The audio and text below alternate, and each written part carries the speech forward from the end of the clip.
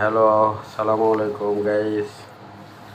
দেখেন আপনাদের পছন্দের পিঠা, চোট্টা পিঠা যারে বলে, এ এ গোস্তর মনে করেন যে ভর্তার সাথে মিশে, মিষ্টির সাথে মিশে, আপনার যে কোনো আপনার মিঠা জাতীয় জিনিসের সাথে মিশে যায়।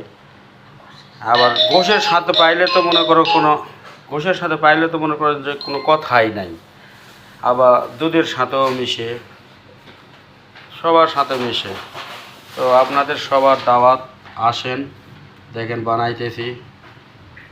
আপনাদের সবার দাওয়াত, আসেন, খায় যান। সবাই দোয়া করেন আমরা পিঠা বানাই খাইতে পারি। এই যে চোট্টা পিঠা বানাইতেছি, দেখেন চোট্টা পিঠা কারে কয়। বিদেশের বাইরে বাংলাদেশ থেকে এই খোলা নিয়ে আসছি, আপনারা নিয়ে আসবেন, বানাই খাবেন।